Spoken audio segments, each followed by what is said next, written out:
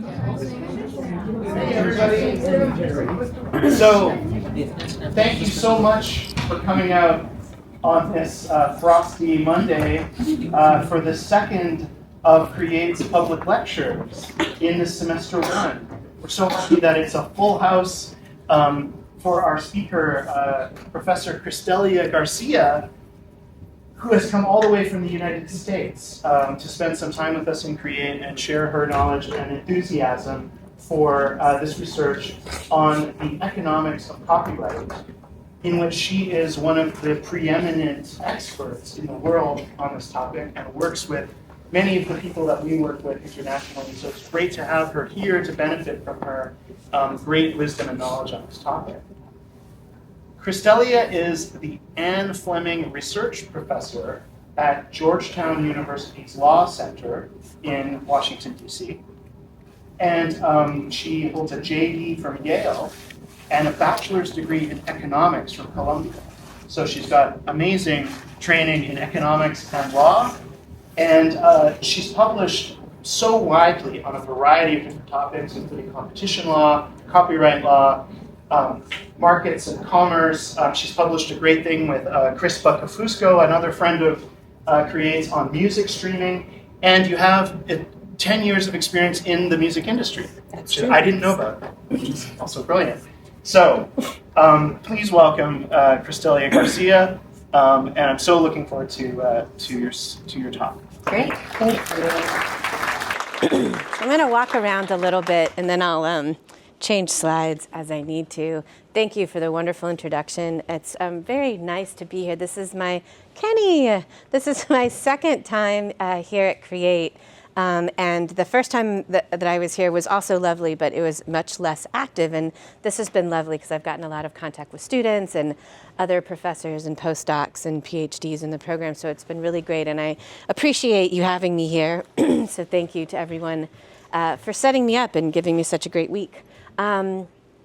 As Chris said, I am currently teaching at Georgetown Law, where I teach in the IP curriculum. I teach copyright and trademark, and I also teach in our first year curriculum, I teach the required property class, where we do a lot of IP, whether they like it or not. And most of my research is in copyright-related things, copyright and some empirical stuff, copyright and markets, copyright and licensing. And I've been doing this now in academia for going on 12 years, but prior to that I practiced as a lawyer, which some professors do. I kind of like it. And I still consult, but I practiced in mergers and acquisitions first and then directly in copyright licensing, both in firms and then in-house. My first foray into music licensing, I was outside counsel when I was in a law firm for Napster, when Napster was, being taken offline, if you will. So I learned everything about music licensing, doing a lot of forensic work for Napster. And then I went in-house to a little known to this crowd social network known as MySpace. When MySpace was starting one of the US's first music streaming services, MySpace Music. So I was brought in to do a joint venture between MySpace and what was at that time the 4 major record labels. I'll note we're down to 3, but we're still chugging along. So we did a joint venture that way to set up the first streaming services. In the States, that actually preceded Spotify coming over, although they came quite shortly thereafter. And then I went in-house at Universal Music Group, where I worked in their, we called it global business development, but it was digital licensing. So we did anything from ringtones to streaming towards the end of my tenure there before I went into academia. So I've done a lot of actual IP licensing on that side, and it's nice to be able to apply some of the things I saw there into my academic writing. And as you'll see in my chat today, some of the complaints or concerns that I raise, I think, stem along those lines, both as a practitioner in those fields and also now as a consumer of those things. This project is actually an early stage project, so a little unusual for a format like this. But selfishly, I think this is the way that these things get better for me, like getting feedback, talking through them, and thinking about how to present them is all very useful. So I hope that you'll be patient with the parts of this that are only partially baked, and know that your feedback, questions, and thoughts will be especially helpful in sort of as I determine where I want to go with the stuff I'm tangling with. And if nothing else, we'll have some fun examples to look at together. Before I dig into the formal part of the presentation, so I can get a feel for this and a sort of preview into where we're going, has anyone had the experience of having like a favorite show or podcast or album or something that you were streaming on a service and then it went away? Anyone? Yeah, either they discontinued it, it switched services. Okay. So of course this has always happened. Again, a lot of this room is too young to know that it used to be. When you wanted to watch a television program, you had to be in front of a television physically at a certain time and place. You could only go to the bathroom at commercial breaks, and that was it, right? Then we started to have some recording, and now it's streaming. So while we've had problems of content disappearing or being made unavailable or becoming exclusive throughout time, it feels different in the digital era because we've become so accustomed and so spoiled of this all you can eat all the time consumption of content, so that when content goes away, it feels quite differently to us, I think. From a scholarly perspective, I think this is also unfortunate because it suggests that the bargain that the public has stricken with copyright law may not be working the way that it's supposed to, right? So this is how I'm going to start off the argument here today.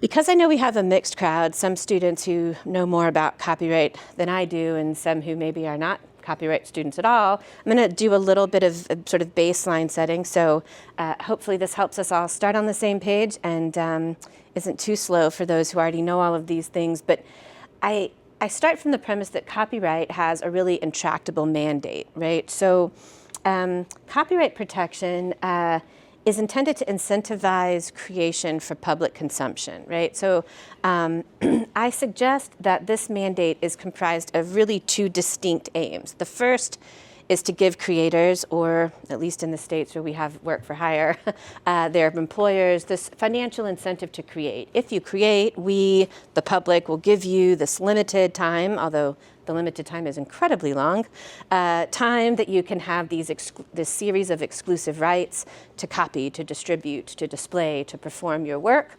And then you can take that exclusivity and make money with it. You can license it, you can sell it, you can produce derivative works from it, et cetera. Right, so the second piece of this mandate, I think, is often, kind of falls to the wayside and is the underlying basis for the concerns that I'm going to raise today, and that is that we're not just giving creators or creative intermediaries these financial incentives so that they can write novels and put them under their mattresses, right? Although, thanks to the Berne Convention, we do actually allow people to do that, but copyright doesn't serve any real purpose for those people. But what we want is distribution, right? We want people to distribute the content, disseminate the content so that the public can consume it. So promoting public access to those creations, I think we can start to see like what the hook is as to why it's a little bit problematic when we start to see content that people can no longer access or that becomes too difficult or too expensive to access.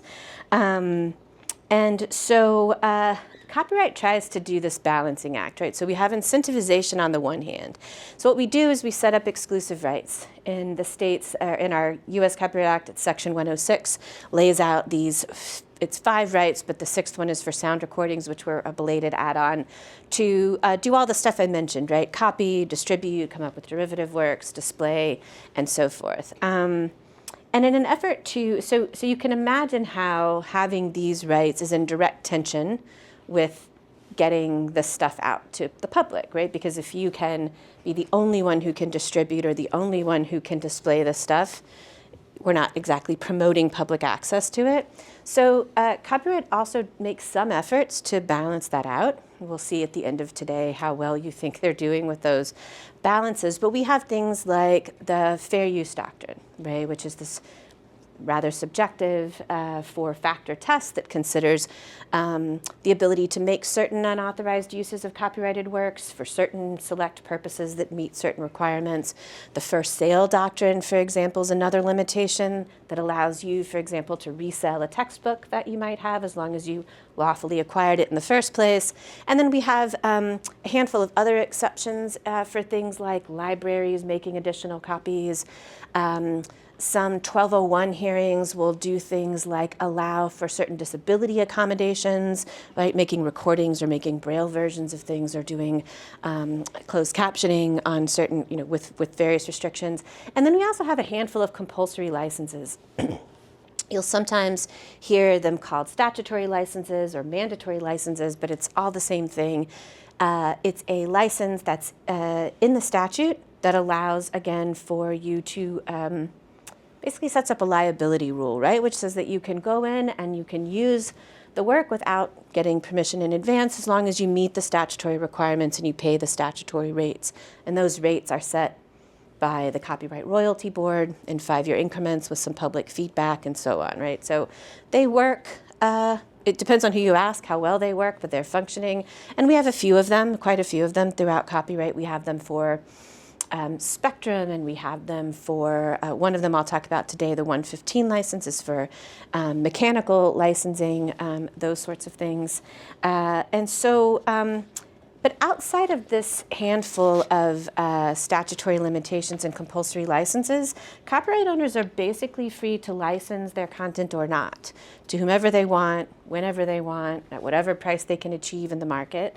And a common means of maximizing the earnings from licensing of this content has always been to grant an exclusive license, with the notion being that if you're a content producer and you can license it to someone who's going to distribute it to their subscribers or their audience, and if they can advertise that they're the only ones who have it, they can attract people that way, so they'll pay more for it. Now, this is not usually a problem in a free market where we have healthy amounts of competition, and specifically has always been a thing, but we've often had the content producer and the content distributor be different people, right? So we had television studios making the content, and then television broadcast networks broadcasting the content, and cable companies in between, and so forth. But they were all distinct entities negotiating in the open free market with one another. And then if exclusives happened, they happened. But the advent in digital content and streaming platforms has really changed the way that works. It has led to an increase in the number of mergers and acquisitions that we're seeing between content producers and content distributors. This is what I'm calling vertical combinations.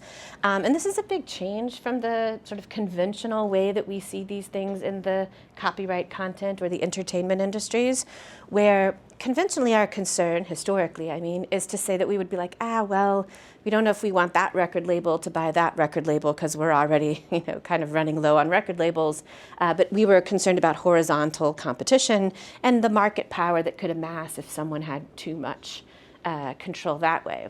But this is a bit different, right? This is really not content producer, label, but this is going the other direction, right? So we are seeing a lot more of that kind of activity. Again, would be okay, except that some of these resulting vertically integrated entities, they are utilizing their copyrights, I'm arguing, in ways that are both potentially anti-competitive, depending on what definition of that we accept, and importantly, that reduce access, either by making the content more difficult to find, or making it more expensive, or both, or maybe disappearing it altogether, right? So this sort of thing can happen. And here's kind of a breakdown. So these are some examples of, this is a Netflix original series, meaning if you want to see it, you can only see it on Netflix. And if Netflix takes it off their service, then it's just gone. You can't see it anywhere else. This is a Spotify original podcast, Espionage, and this one's straight from your subway system. Richard Armitage is apparently a very big deal narrator who I've actually heard narrate a couple of books, and he's very good. And so this is an Audible exclusive, right? So these are examples of this. This is common especially in the context of these so-called original content, right? So they're exclusives, but they're also produced in-house. Okay, so I want to talk about a couple of relatively recent examples that I think exemplify this potential concern that I'm talking about, and would welcome your thoughts when we get to that stage on, is this a concern? Do you have other examples of this type of concern, and sort of how convinced or not you are? So the first one I'm going to talk about has to do with Comcast, NBC Universal, and as the content producer side of this equation, and then Peacock on the other side. Peacock is do you guys have Peacock here? No. It's Netflix. Netflix Lite. It is Comcast's self-owned streaming platform that just has Comcast content on it.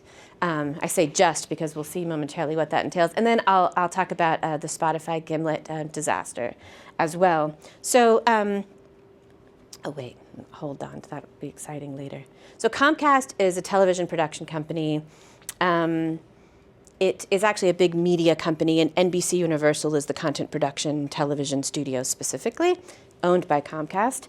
And historically, it has always licensed its shows, really popular shows like The Office and Parks and Rec, right, to various streaming services, including Hulu and including Netflix and others. And Comcast itself actually held, well, I should say it still technically holds, although it's short-lived, a 1/3 equity interest in Hulu.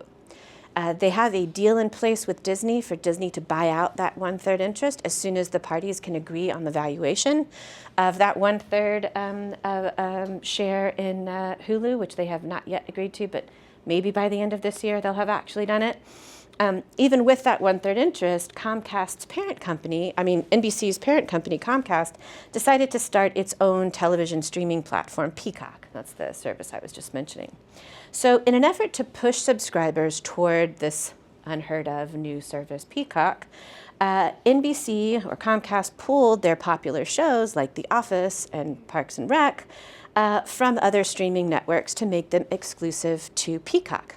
So here you can see sort of the thinking here, which I highlighted, is that they previously were happy to license their shows to the highest bidder, so it seemed like a reasonably functioning market. But now they have to decide whether to keep on making that good exclusive licensing money or to pool it, make it exclusive to their new platforms that they're vertically integrating with to attract more subscribers. And a lot of them are doing exactly that, right? So they're pulling the biggest shows and making them exclusive to these new services so that subscribers will come. And not surprisingly, viewers are unhappy with this. So I have a couple of example tweets and some Reddit complaints, right? It's the best place to know how consumers really feel. The top one talks about The Office and Parks and Rec going to Peacock and saying, "Where's your God now, cord cutters?" Right? So the cord cutters are the people who said, "We don't need cable, right? We'll just get everything we need through Apple TV originally, but now it turns out there's a zillion services you need to really do it." Angsty Roku says, "Well, now you can safely pirate them without feeling guilty about it." So rogue angst. I think the Reddit clip is interesting because it says, so many streaming services and so little money, right? I don't think that this is going to succeed in getting people to subscribe to their 4th or 5th service. They're certainly hoping so. How many services do you all subscribe to? 5. Yeah. 3. 2. 4. Right, and this is, a room of some folks of limited means, and you're still in 3, 4, 5, 6 services. It sounds right? I think my husband and I always go back and forth with trying to cancel and then resubscribe when the next season comes up. But there are some like Disney Plus and Netflix. I have kids, you can't turn those off, right? Because then you'll not know what to do with yourself. So some of them stay, and then others kind of come and go. But it's also takes a lot of work. It would be a full-time job to keep going through which of these to keep. Importantly, so these are consumers, right? We can all relate with that. But importantly, a lot of the other, what I'll call sort of collateral agents here, the writers and the producers and the people who work on these shows, who earn a living at least in part, and in an increasingly large part on streaming residuals, don't like this either, right? Because they went from Netflix or Hulu with bunches of subscribers and millions of streams, of which they're taking a very small cut with each stream as part of their payout, their revenues, their payment for work on these shows, and moving to like a relatively unknown platform with no subscribers and not very many streams and making a whole lot less money than they had thought in the bargain. So being pushed from a popular platform to an unpopular one is also not great for those folks. One quick note before I move on to talking about the Spotify Gimlet example. Relatedly to these sort of exclusives, originals, and pulling the content in addition to this sort of self-owned content being made exclusive to self-owned platforms, another common move for content companies that have vertically integrated like this in this volatile, very low margin market is to simply pull content all together, to free up server space, to free up budget to make a different show because allegedly we, the consumers, are very fickle and have short attention spans, and so forth. And so sometimes this entails things like not renewing a series, which I'm sure we can all relate to the bummer feelings of that, or pulling a series off that was previously available and you go to watch it and then suddenly it's not there. And sometimes it's more dramatic. I don't know if any of you saw Batgirl. You didn't. Nah, because no one did. Warner Brothers actually did spend $90 million, finished the film, filmed the whole thing, edited it, and it was set for theatrical release.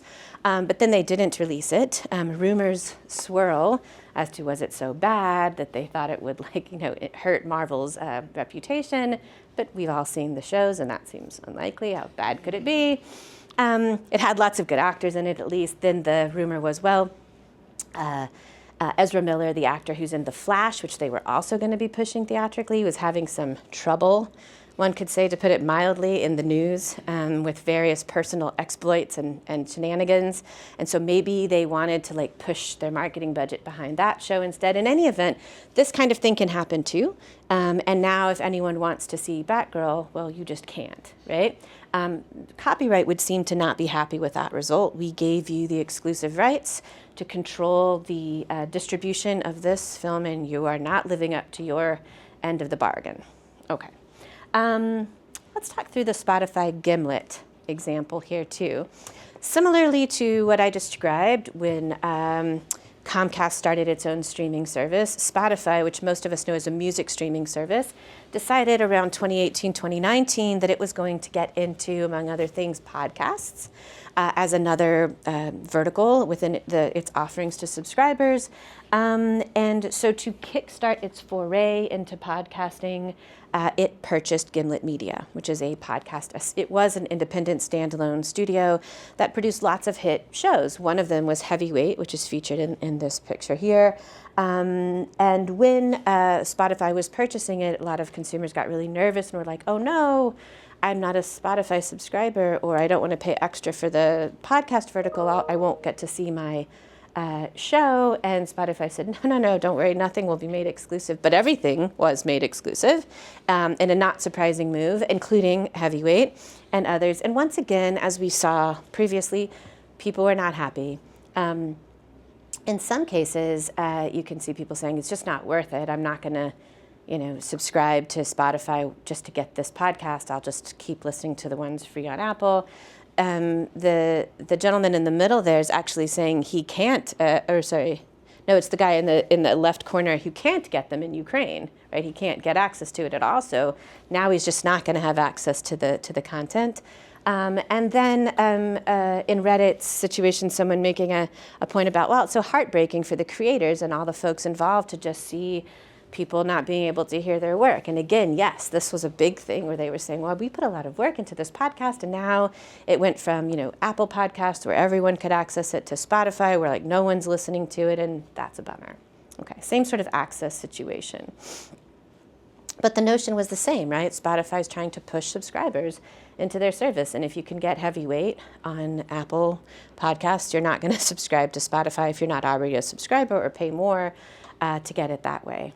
And of course, so the users aren't happy, and the creators who are working on the shows are not particularly pleased. So these are modern sort of digital era examples. And I don't mean to suggest in putting these up and saying I've identified this concern that this is a new thing. It's not. As I mentioned at the top of the talk, we did traditionally, conventionally see a lot more horizontal activity in the entertainment industries, but that doesn't mean that mergers and acquisitions between content distributors and content producers have never happened before. In fact, we've got a couple of examples of those. So I want to back up for a moment and look at some historical examples of this. One is the player piano, which, don't worry, I'll explain what that is in a moment, also precedes me. And the Paramount decrees, which also precede me, but not by as much, perhaps. So player pianos. Does anyone know what a player piano is?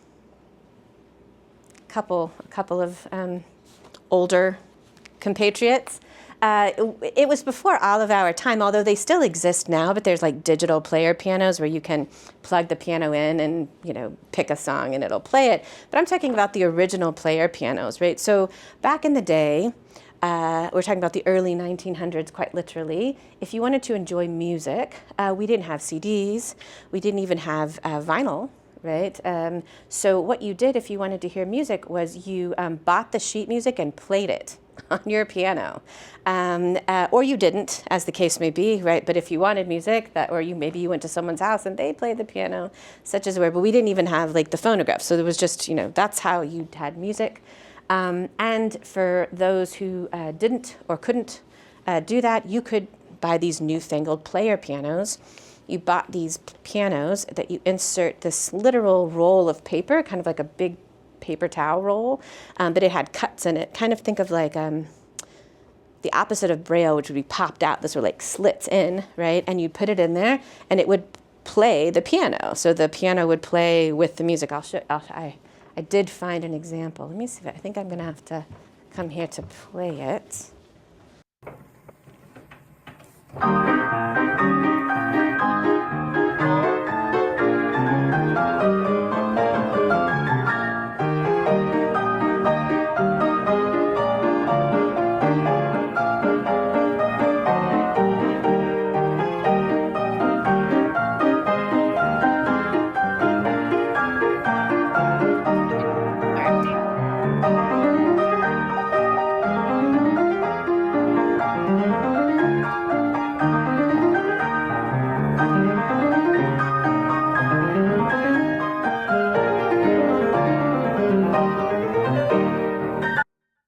Okay, so you'll be remembering that song for quite some time.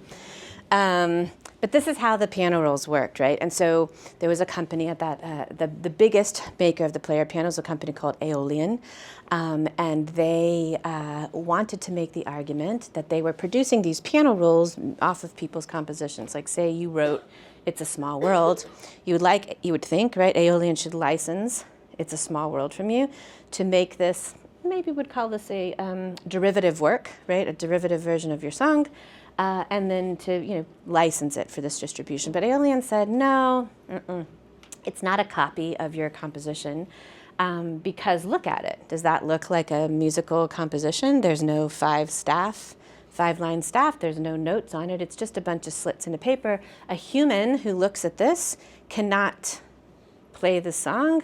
Therefore, we're not competing with you in selling compositions, because if people want to play the music, they'll just buy the sheet music. This is a completely different thing. It can only be read by a machine. So it's not a copy. They brought a suit for affirmative judgment, a declaratory judgment that they weren't infringing copyright. And remarkably, in 1908, the Supreme Court said, yeah, that's true.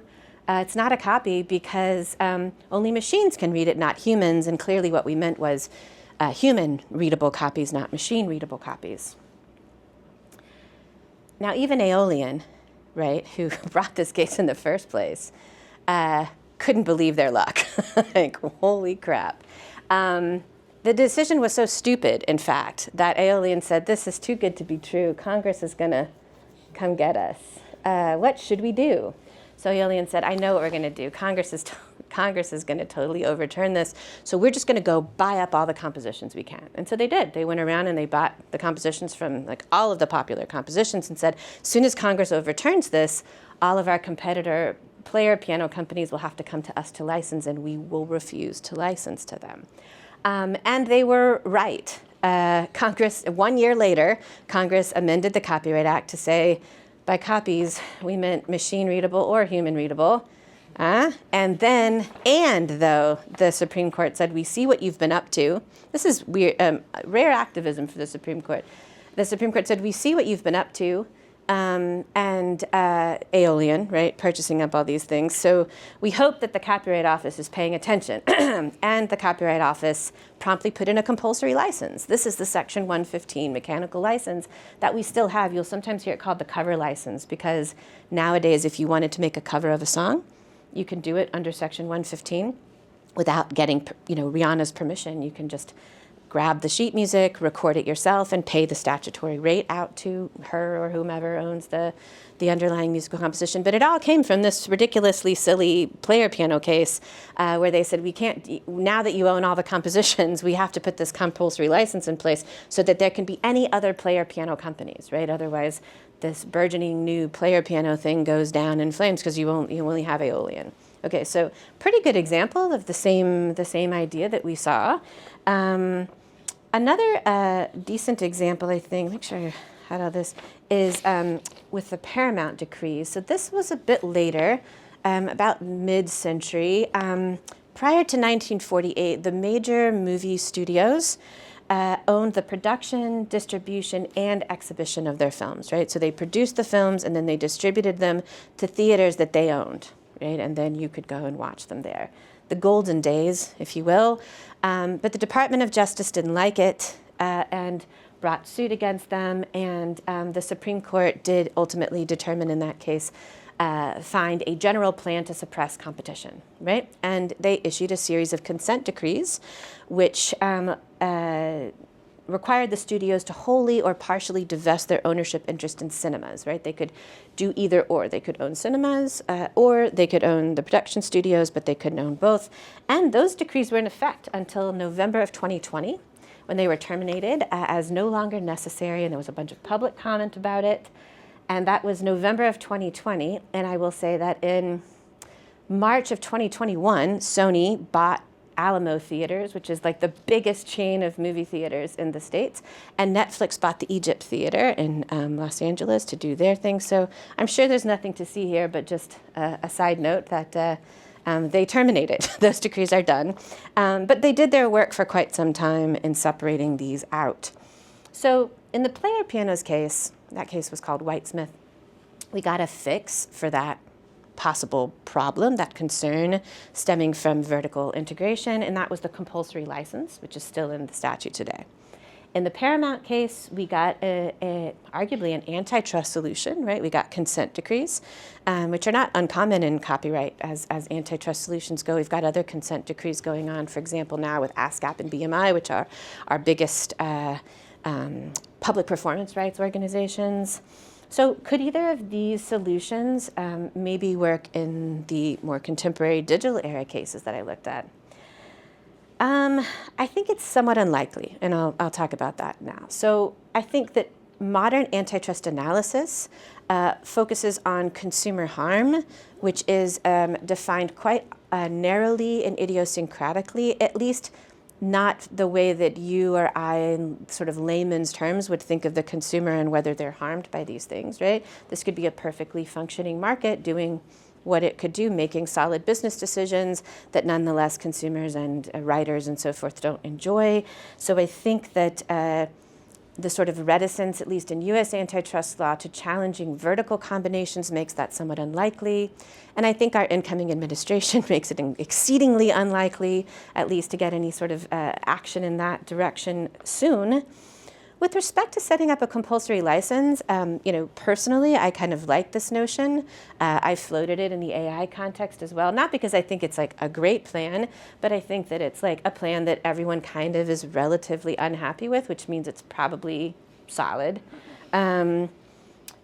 So it's not impossible, but given the unpopularity of current licenses, even Section 115 right now, the National Music Publishers Association is, up in arms about getting rid of it, saying that it's outdated and it's, allegedly based on some market benchmark, but what market, right? Because there's never been one. And Spotify's been abusing it a little bit because of the way that the statute has if they bundle music with something else, then they get to pay a lower rate. And so they've bundled music with 10 hours a month of audiobook listening or something like that no one knows about, but supposedly you can do it. And I've tested it, you can. Most books are longer than 10 hours though, so it's really frustrating to like run out of your time and then you can't finish the book, but that's a different complaint. So I think that the pushback on compulsory licensing, besides not really being able to find a benchmark market rate, is that on the collection side, it's actually much more complicated. Currently, according to the National Music Publishers Association, under the 115 license, they are still trying to collect under Webcaster Phonorecords 3, which was the hearing from 2017. We've already had Phonorecords 4, and Phonorecords 5 is queued up, and they're saying, well, we haven't been paid from multiple sections before. So it's a little complicated. And so my concern is that we find ourselves in this legal and regulatory lacuna. Does anyone know what lacuna means? You do? You know what lacuna means. I didn't. So, but I have it here. It is this unfilled space or gap. So there's this cliche in academia that when you go to write a paper, you're going to say that you're filling a gap, right? You're filling a gap in the literature. Like I alone have identified the missing thing, and I didn't want to use gap for that reason. So I was just using a thesaurus, and this was the most bizarre word I could come up with for that. But I just use this to say, I don't think that any of the current legal regimes, regulatory things we have address this problem if I've convinced you that it is a problem at all. And so, what do we do about it if we do anything? So a couple of things to consider. I think that for one thing we could do is nothing, which is sort of what we're doing now, also known more formally as the free market approach, which is to say, if this is really a problem, as I'm presenting that it is, well, don't worry, because consumers, with all of our power, will just make the markets change, because we'll stop subscribing and watching Friends and whatnot, and then people will just respond to that by making the system work better for us. Maybe. If they don't, we might say, well, then antitrust could step in. But we would need to broaden our horizons, I think, in the antitrust space, probably beyond what competition folks are comfortable with, right? We would be thinking of a very different conception of harm than what they traditionally think of. So, possibly, but maybe not. Another thing we might do is think about regulatory amendments. So the copyright statute could be amended. We could limit exclusive licensing and saying, hey, exclusive licensing, fine, that's on the incentivization side of copyright, but only for entities that are not, where the production and distribution are not held in common, right? So we could say you can exclusively license, but not to yourself. Or set up a compulsory license, particularly for what I'm calling like works that are unavailable or out of commercial use. So if you produce a new series on Netflix and then you don't make the next series and then you pull it from the service altogether, this would allow Hulu to come in and say, well, we'll offer it, right? So that we continue to have access, and on the incentivization side, the content owners still get paid. Again, it brings its own slew of concerns, but that's a possibility. One of my colleagues at Stanford, Mark Lemley, has also called potentially for this disappeared content, at least for a fair use exception, right? Where, he's a more of a copyright leftist, I think, than I am, where he's like, if you're not using it, then it's fair use for anyone to use it, which works. I somewhat favor the compulsory license, not because it's a cleaner, better solution necessarily, but because I think it does a better job of balancing the incentivization with the access. But, that would be another option. The other challenge right now is that we don't have any regulatory agencies who have authority over streaming, right? Not the FCC or the DOJ specifically, although they could step in, but the FCC importantly doesn't have any authority over streaming. But if we gave a regulatory agency some authority over streaming platforms, they could potentially implement any of a number of possible access arrangements if they found that it met the requirements for it. The FCC has open access-like arrangements, like it does for net neutrality. FERC is our Energy Regulatory Commission. they have a pre-approval process where if companies in the space want to merge or acquire one another, or do any sort of exclusive licensing amongst themselves, they've got to make a case up front and get permission by showing that there's sufficient competition in the marketplace. And patent pools often operate like this as well. If you want to pool your patents together, you can, but you've got to first show to be approved for that there's going to be, you won't have unfair level of market power when you do so. So we could imagine something like that before you go exclusive or pull your content from other streaming platforms to push subscribers to your own. You've got to set up something like this. Or even something like a mandatory collective license like we see in Spectrum. This would be a little bit of a stretch because we'd have to say that this copyrighted content is akin to like a key facility, but you could imagine some variation on something like that as a possibility. And you guys may have other ideas. So I think I'm actually going to stop here so that we have time to chat and talk. I welcome questions, pushback, ideas for other examples, or thoughts on interventions. Thank you so much for your time.